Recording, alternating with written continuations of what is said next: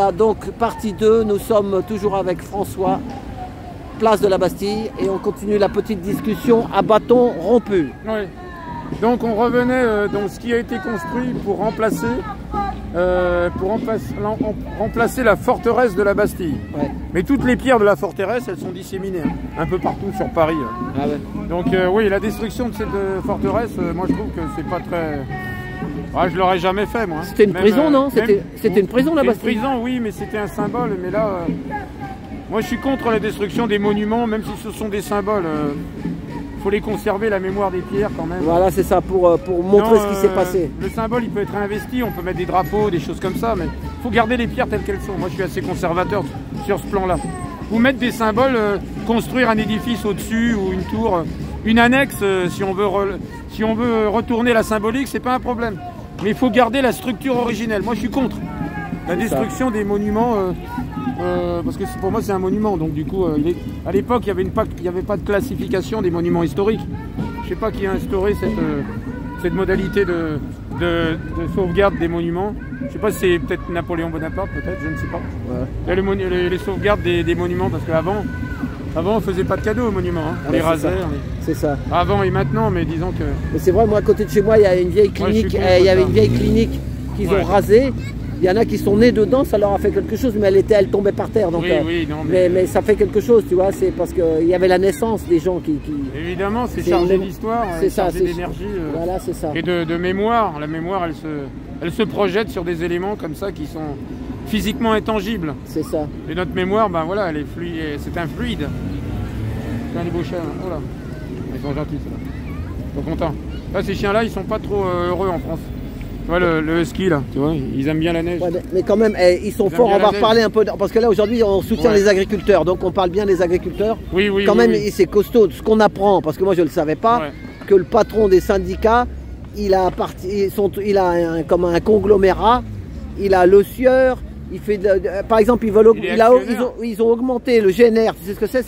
Oui, le carburant agricole. Voilà, de 70 centimes, il est passé à 1,40 € parce que lui, il voudrait vendre son carburant écologique là. Ouais. Donc là, tu vois, c'est... D'ailleurs, ils le disent, c'est le pot de terre contre le pot de fer, là, les petits syndicats. Ils ne représentent pas les petits exploitants, quoi. C'est ça. Ils ne représentent pas les petits exploitants, donc du coup, ils n'ont pas à le suivre. Quelque part. Bon, de toute manière, ça c'est la base, hein, la base. La balle est dans le camp de la base. Hein. Voilà, regarde, ça crame là-bas. Hein. Regarde, ça crame là-bas. Ah oui. Ah d'accord, ben, prends l'image parce que ça va pas rester.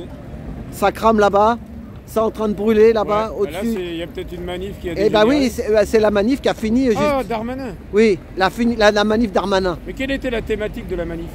Ben, il y a de tout, Palestine, machin, Darmanin aussi, c'est contre le ministre de la loi Darmanin. Évidemment. Là, c'est bizarre, hein, ça brûle là-bas. Hein. Oui, là, c'est quelque chose, une poubelle qui brûle. Ah non, c'est pas une poubelle, là, hein, ça brûle bien, là. Ouais, là, oui. Là, il y a un gros truc, on dirait, qui brûle, hein, je sais pas. Une voiture, peut-être. Ah, une voiture, peut-être. Peut-être, je ne sais pas. Là, je suis pas au courant. On est place de la Bastille, je le rappelle, et là-bas, c'est le 20e. Je crois que ça finit vers le Père-Lachaise. C'est le Père-Lachaise, je sais pas. Peut-être c'est autre chose, hein, c'est un appartement qui brûle, on sait pas. Franchement, j'en sais rien.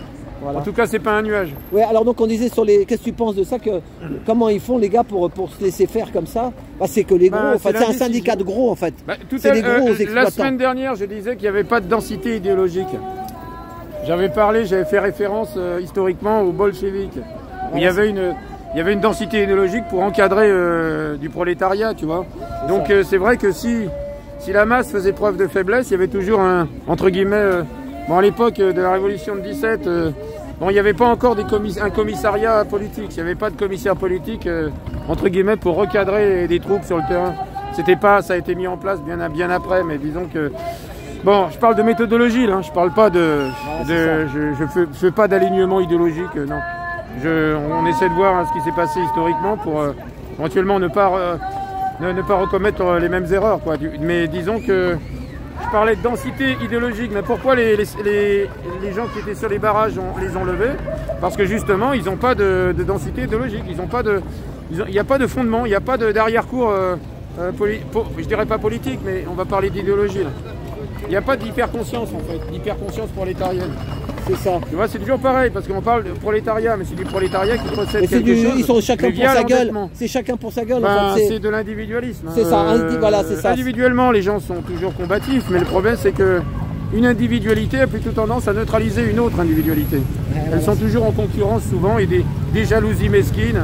C'est ça. Du genre, je récupère par exemple un cas de figure, un agriculteur qui prend son c'est ça, ou la retraite, ou qui suicide, ils attendent qu'il suicide pour racheter. Il y a une terre vacante. Voilà, pour racheter sa terre. Voilà. Bon, ils se bouffent entre eux. Ils se bouffent entre eux. Des jalousies entre eux. Voilà, du coup. Sauf les petits peut-être. Il y a beaucoup d'argent en jeu. Hein. Il y a souvent des fois ça peut. S'il a 60 hectares, des choses comme ça, c'est pas dérisoire. Hein. S'il a un cheptel bovin de 200 vaches. Quoi qu'il paraît que maintenant ça se revend plus les vaches. Il y a aussi l'endettement. Ils veulent plus les vaches, ils n'arrivent pas à les revendre. Mais oui, mais il y a l'endettement aussi, l'endettement par rapport aux banques. Alors là, c'est la crise bancaire. Il faut savoir que les banques, maintenant, elles prêtent plus facilement de l'argent comme dans les années 80. Et ça veut dire qu'elles ne sont pas sûres de retrouver leur investissement. Voilà. C'est ça la crise. Hein. La crise bancaire, elle est liée au contexte du bâtiment qui est très impacté en ce moment. Et de l'agriculture. Tout le monde est endetté en fait. C'est une société qui vit de l'endettement.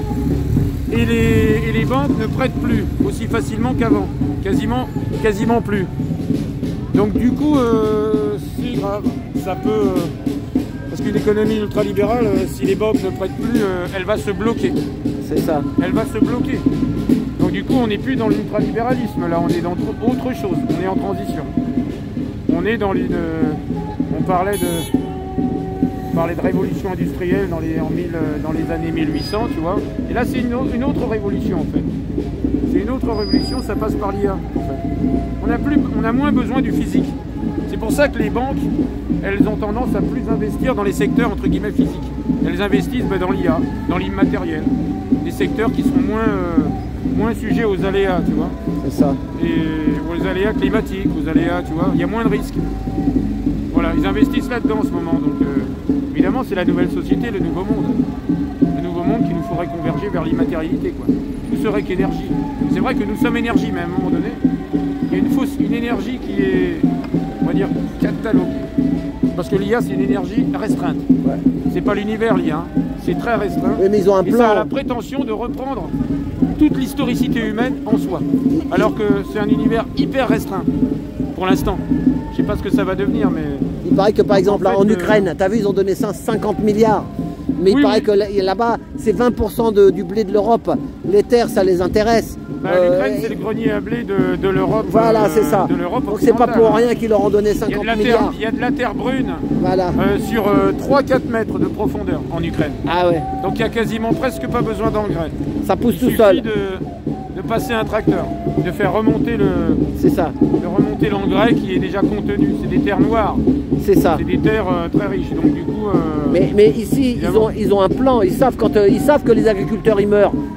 Sébastien là, du 43. Il y a des planifications. Voilà, ils savent ce qu'ils font pour justement, parce qu'ils disent, nous on nous fait tellement de paperasse, on nous fait des trucs. Ils gagnent rien, on leur fait faire de la paperasse, ils avancent plus, ils sont découragés. Bon, la France, elle est déjà entre guillemets conquise. Donc du coup, ils n'ont plus besoin des gens qui sont sur le terrain in situ en France. Ils sont déjà dans le système. Par contre, les peuples qui ne sont pas encore dans notre système à nous, ils sont dans des phases, dans des cycles intermédiaires, comme les Ukrainiens. Les Ukrainiens peuvent rebasculer à l'Est demain. Ils peuvent ou aller dans l'OTAN ou aller n'importe où. La partie occidentale de l'Ukraine, attention. Parce que l'Ukraine elle est déjà en partition. Mais disons que, bon, là c'est pour ça qu'ils mettent un maximum d'investissement là-dessus. Parce que ce sont des peuples qui sont encore forts et qui sont dans une instabilité, qui sont à la croisée des chemins. Ils peuvent basculer à l'ouest comme revenir à l'est, ou dans la slavité, ou aller vers l'Occident, qui n'est pas slave. Donc du coup, c'est une crise existentielle. Hein. Et c'est pour ça qu'ils mettent énormément de liquidités et d'investissement en Ukraine. C'est pour ça, parce qu'ils ne tiennent pas l'Ukraine. Personne ne tient l'Ukraine. C'est des peuples qui sont encore forts. Ça. Du coup, ils ont une identité, ils ont quelque chose qui pourrait façonner une nouvelle réalité en fait, quelque chose de fort. Mais c'est pour ça qu'ils représentent entre guillemets quelque chose. Ils ont un caractère d'unicité que nous n'avons plus.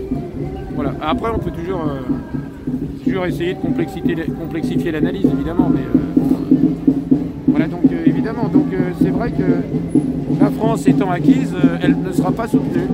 Peut-être que le système va les laisser s'écrouler, c'est possible. Voilà, possiblement, le système va laisser s'écrouler le pays, possiblement. Parce que de toute manière, il n'y a plus d'opposition. Parce qu'on soutient souvent les gens qui sont dans l'opposition réelle. Le système va les soutenir, justement parce qu'ils représentent quelque chose. Mais un groupe qui ne représente quasiment plus rien ne sera jamais soutenu. Insoutenu et infiltré. Ils n'ont même pas besoin d'être infiltrés, puisqu'il y a une espèce de baisse généralisée de l'attention et du niveau de mobilisation. Donc du coup, les gens sont amorphes. Peut-être que ça va... Hein, moi, les gens sont amorphes, les gens sont comme... je sais pas, il y a une espèce de neutralisation des consciences. En France, mais en Occident en général, mais dans le monde aussi. Hein. Ah bah regarde, les Ukrainiens, ils sont là encore. Les voilà qui rappliquent. Là-bas, regarde les drapeaux ukrainiens. Ah bah voilà, oui. Ah bah, ceux de la semaine dernière. C'est encore du... Ah, c'est toujours les mêmes. C'est les mêmes. Ah oui, c'est leur drapeau. Ah ouais, d'accord. Ça va bien, on va voir c'est qu'on touché. C'est ceux qui ont touché 50 millions. 50 milliards. Oui, mais ils sont pas au courant, c'est pas eux qui l'ont touché. C'est pas eux qui l'ont touché, les 50 milliards? C'est pas eux. C'est pas eux qui ont touché les 50 milliards. On va aller voir les euros gagnants du loto. C'est les euros gagnants du loto. Ouais. Mais comme quelqu'un m'a dit, on leur donne 50 milliards pour qu'ils s'entretuent entre eux. C'est ça le problème. Oui. C'est ça qu'on a du mal à comprendre. La guerre s'arrêterait si la sève, le sang de la guerre, c'est l'argent. Donc du coup, si tu bloques le financement, il n'y a plus de munitions, il n'y a plus de paye pour les militaires, il n'y a plus de logistique, il n'y a plus rien. Donc du coup, ça s'arrête. Attends, Les gens continuent, mais bon. Là, on va arrêter celle-là, c'était sur toi, et on va faire l'autre. On va en faire une exprès. Voilà, donc nous étions avec... Et là, il y a des orateurs. Tu peux si tu veux filmer des orateurs... Oui, mais tu vas venir, tu vas me donner un peu d'explication. Oui, là, tu voilà, allez, à tout bientôt. Merci pour tout ça, d'avoir suivi jusqu'au bout François. C'était la fin de la partie 2. Nous allons sur l'Ukraine.